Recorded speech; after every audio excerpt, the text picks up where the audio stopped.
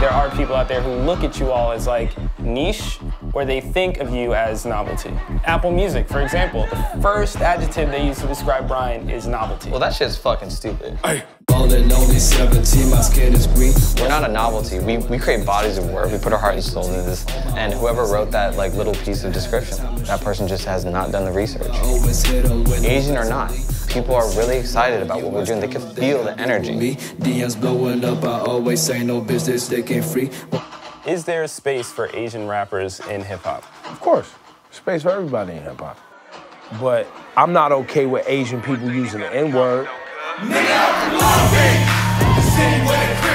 I'ma do what I do regardless. I can't change the way, like niggas tell me, I see in the comments, like, oh, don't use the N-word, don't say cuz, but that's how I grew up. You come out here, Long Beach, this shit straight crippin'. When they think of Asians, they think of sweet shit. They think of doctors, lawyers, and shit like that. They little niggas with big guns, you know? Ain't playing no games. I'm a real nigga.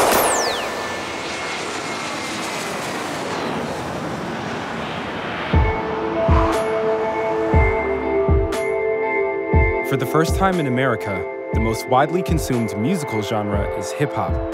What started as an expression of a black experience in American cities has grown into a multi-billion-dollar cultural export. And through social media, songs and videos from artists like Post Malone, Lil Pump, and the late Mac Miller have helped pave the way for the most diverse generation of voices rap has ever seen. And for the first time ever, an Asian artist had the #1 R&B album in the country. His name is Joji, and he's signed to a multimedia company built on Asian talent called 88rising. So what does this mean for the future of rap? And what challenges do Asian artists face as they make space for themselves in hip-hop? We're in LA, and we're on our way to the 88rising Head in the Clouds Music Festival. And this is one of the first festivals of its kind where someone has put on a show featuring only Asian hip-hop artists. 88rising was built in 2015 by Sean Miyashiro, and it's become a bridge for popular culture between the East and the West. So Sean, how did you start 88rising? I would just like go out with my friends in K-Town, have barbecue like us Asians do sometimes, and I would look around the table and it would be like all these different creators, and I was like, wow, there's no place, whether it be on the internet or anywhere, as like a home, a hub to just basically celebrate all these amazing, dope Asian creators from around the world. So what is 88rising exactly?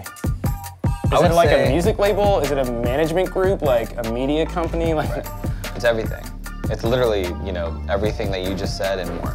You know, we'll do everything from obviously a music video to like a Japanese mixology ASMR video. Yeah. You know what I mean? Like, it's just whatever we feel, you know, should be celebrated or given a platform. And so I'd say we're like a Asian youth company that celebrates Asian culture, East and West.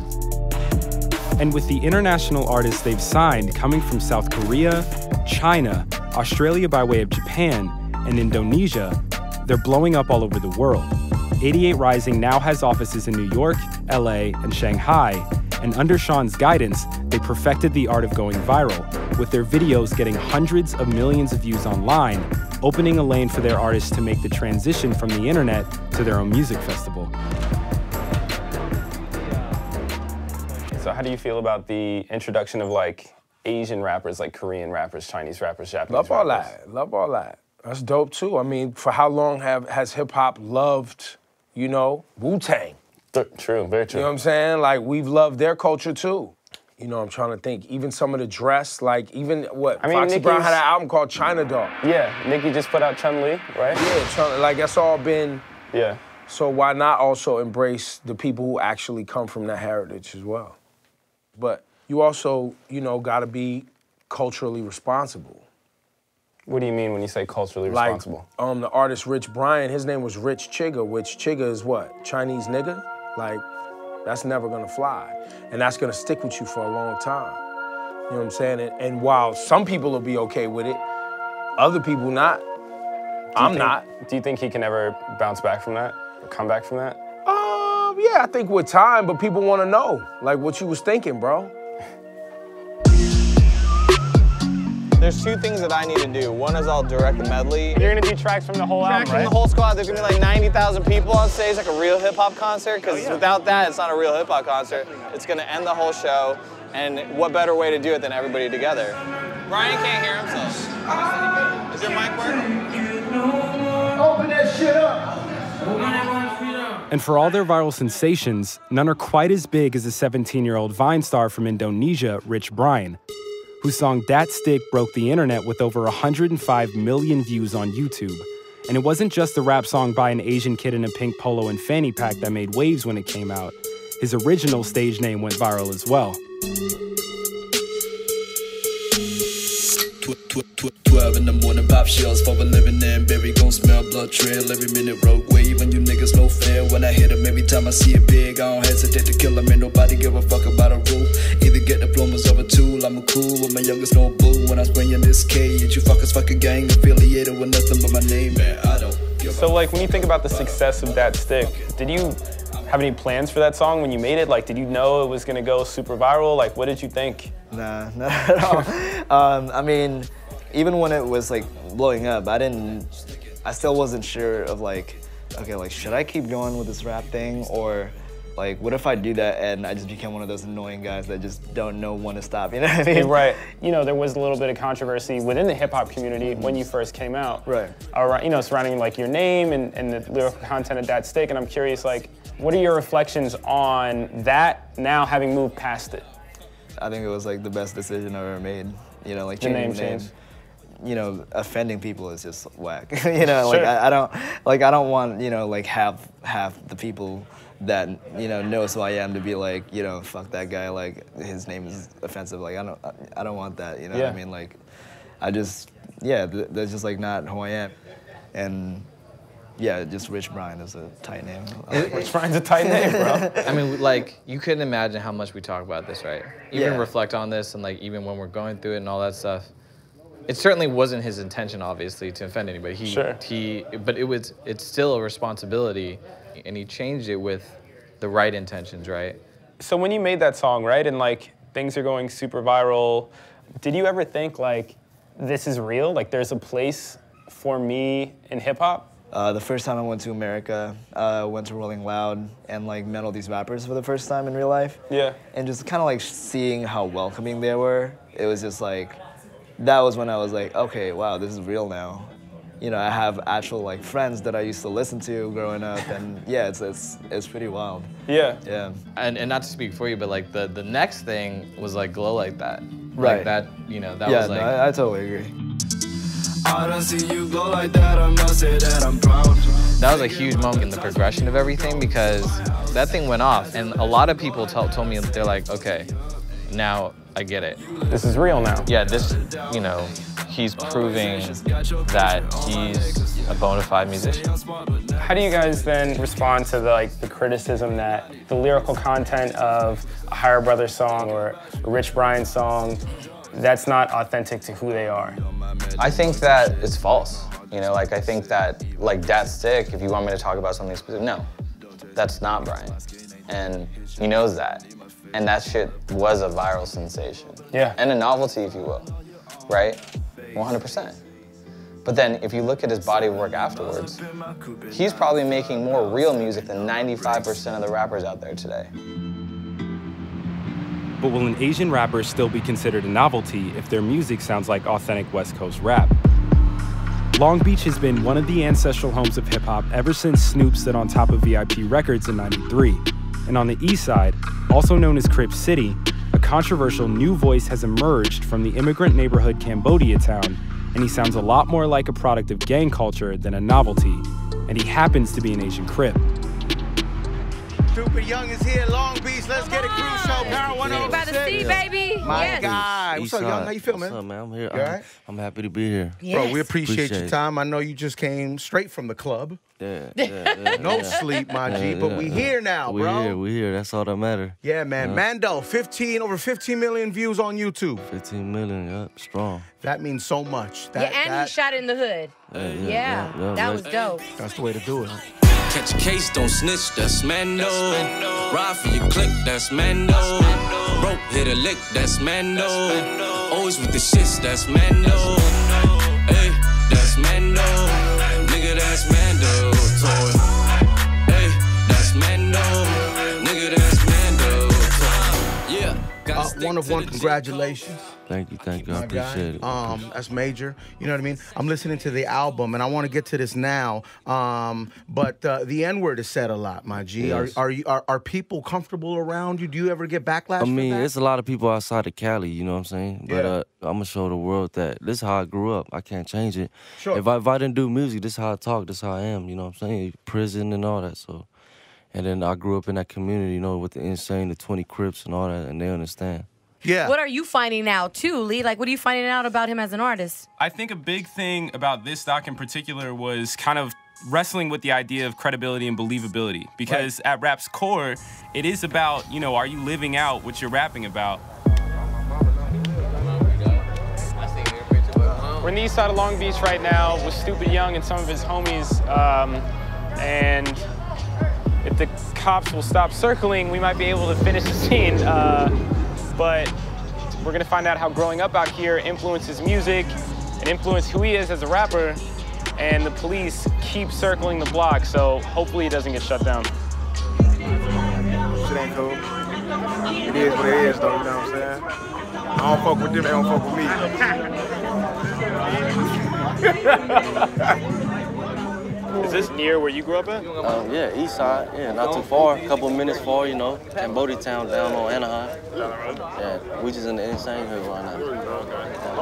Have you guys done any songs together? Yeah, hell yeah. Yeah, I'm from Long Beach. Yeah, I'm from Long Beach with me, P Nice, Trady.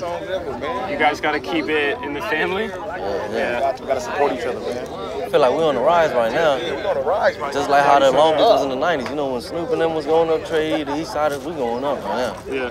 Basically. In all type of ways. We got the Samoan, the Asians, you know, the insane. Right. How did y'all get connected?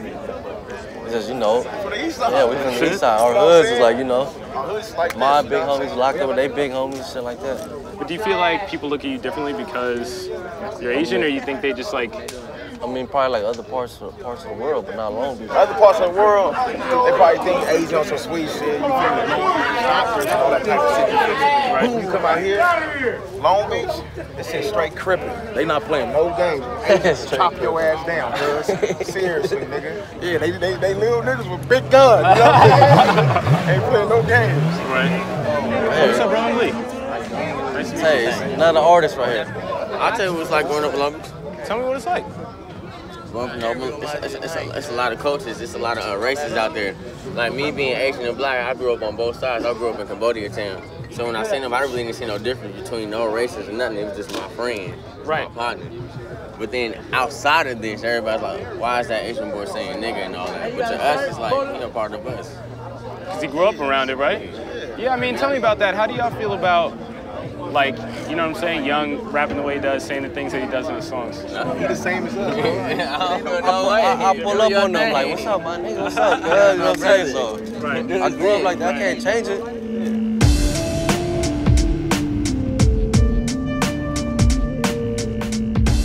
I'll admit, it's a little interesting for me to see young Asian men dressing and kind of rehearsing the things that they have seen performed before by black and brown faces, and then trying to find a space for themselves in hip hop now. Well, I grew up in the Bay Area, right? So in the Bay Area, Northern California and on the West Coast, you know, we all grew up together in the same neighborhoods, in the same hoods.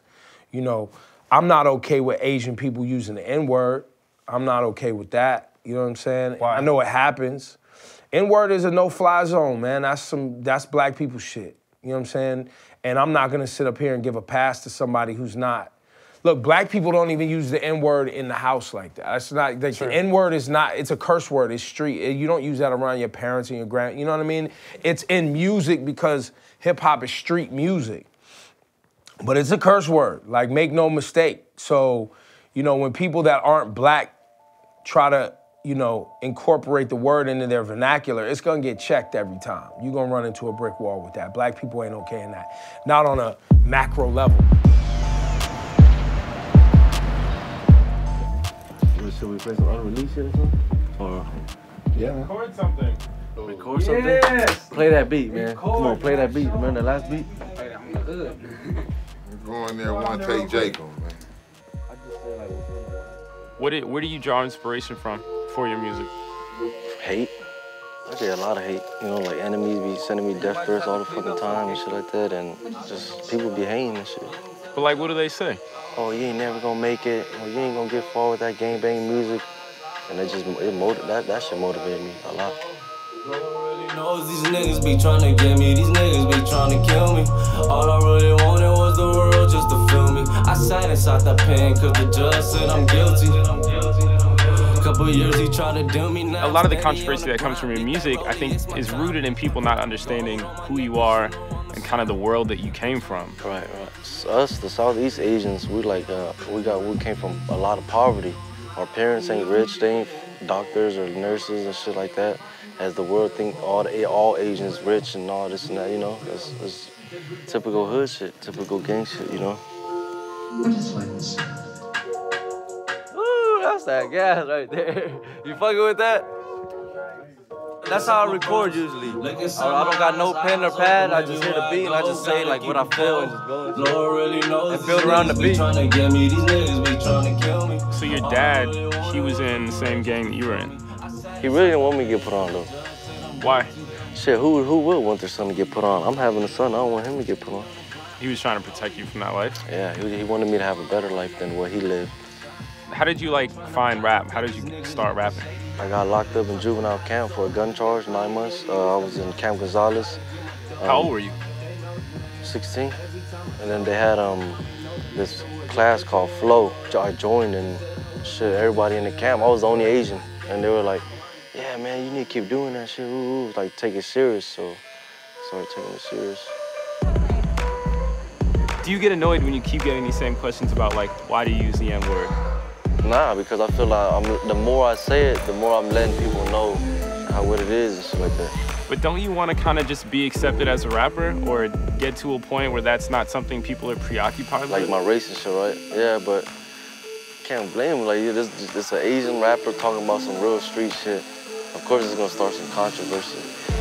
But I don't give a fuck what they say. Like, I know where I come from, I know what I did, I know what I'm about, I know who I am, and I know this is not a facade. So it really don't offend me. You ready? You ready? We talk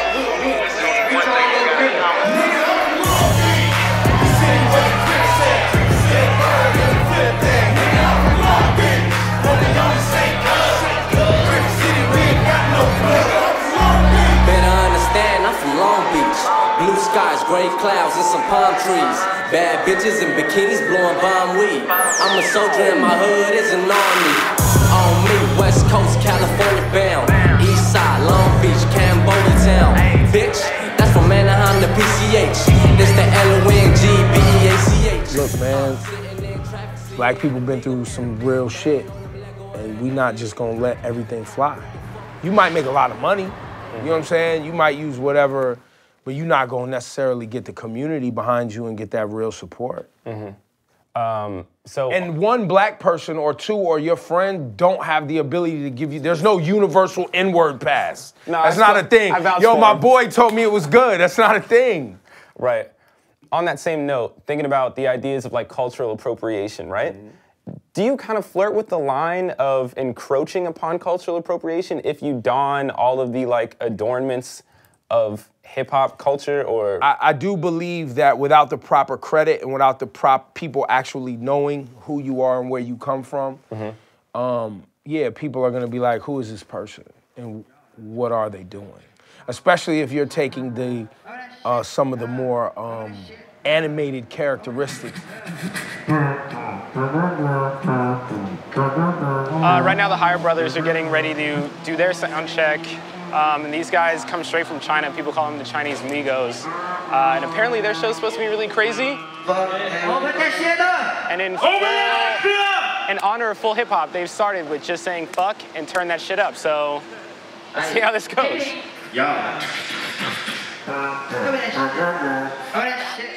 The Higher Brothers are from Chengdu, China. They signed with 88rising in 2016, and they integrated what they saw from American hip-hop artists on YouTube into their own unique style and sound.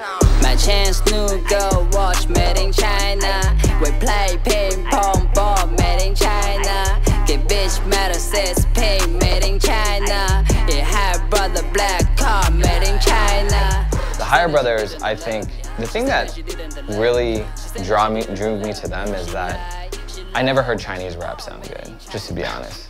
Yeah. Yo, I'm being honest, like, yeah. Never heard Chinese rap sound good, ever. They have this style and just such a confidence on the mic, but you know, it's just like, they're rock stars. How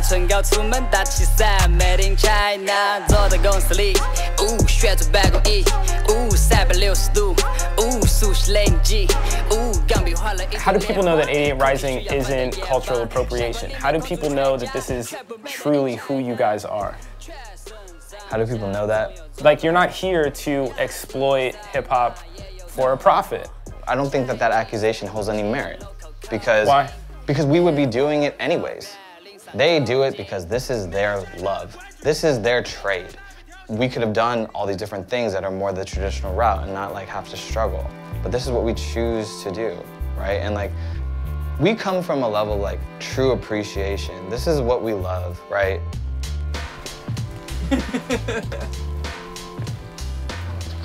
Oh my God. So everybody just choose the one, this? We need to pick up one. Yeah, anything, whatever you like, whatever you listen to, whatever inspire. Okay. You know, things that are meaningful to you, that you love, you know what I'm saying? Masway, tell me why you picked up that Big L record. 你是怎么选到这张吗 Big L 是我很喜欢的一个 rapper。很早之前我只是喜欢 making beats 做伴奏，然后当后来我听到 Big L 之后，他对我 flow 还有写歌词上面有很多的影响和灵感，所以我就开始研究 Big L 的歌词那些。因为我当时听不懂英文，我就会去看他的英文歌词，然后还有中文的翻译，然后就学了一些他们写词的思路。像他第二首歌 MVP。 然后我觉得歌词写得很好，然后也是我自己的一个目标，所以我就把它纹在了手上。Rap is my job, I will be MVP. If rap was a game, I'll be MVP. Respect. What about the other dudes? What else are y'all listening to? I've had Eminem. Oh really? Yeah, the Eminem one. Why Eminem? Eminem 是一个白人，就对我们来说，就像给你很大的鼓励。 我们中国人也能像白人一样做着黑人擅长的音乐，就让我明白了，我也可以这么做。I can do that. Do you ever think about the kids that you guys are inspiring to try rap? Maybe in China, maybe here? That's what we want. That's what we want. Yeah. That's what we want. Because we think we are good people. We are coolest guys in the world. So people love us. There's more cool people coming. When you think about like foreign artists, when they say like we're rapping like this because we appreciate the music so much, we grew up listening to this. What kind of? My response to that is tell your story. You know, I think that when you really look at the people who have done this for a long period of time, you're seeing something different. You're seeing something that is authentic because it's them. You know what I'm saying? Not because it's trying to be like something that is just popular in the moment. So do you think the conversation a lot of times then becomes, what are you bringing to this culture, or what are you hoping to contribute to it, or? I think it's really up to, you know, look, when we look back at rock and roll, when we look back at jazz, when we look back at blues, and the things that were taken from black people and credit was not given, you didn't have people in the media covering the music that cared enough about making sure that the creators didn't get washed out. But it's up to hip hop and those of us that know where it comes from, that have a voice to keep having these conversations. Our mission isn't to create a space for Asians in hip hop per se, but I'm sure we're doing that. People have been drawn to our artists, and you know, the way that the world perceives us, Asian or not, people are really excited about what we're doing. They can feel the energy. When I wake up every day, I get literally like 9 to 10 very long emails, you know, a lot of them from like Asian Americans or somebody in Indonesia or Vietnam, just saying how important this is to them and how it's so inspiring and how thankful they are.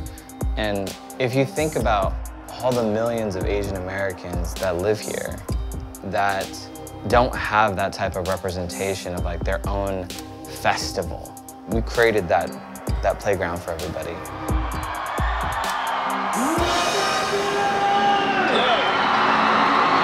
I want to say a few words to everybody. I want to fucking thank everybody for showing up today. Let me explain to you why this day is so fucking important, man. This is the first time I've seen a fucking festival full of fucking Asian artists, and everybody in the crowd is fucking Asian. And it's not even just about that shit, dude. It's about just bringing people together. And we fucking obviously did that shit tonight. So thank you so much to everybody for coming. Yo.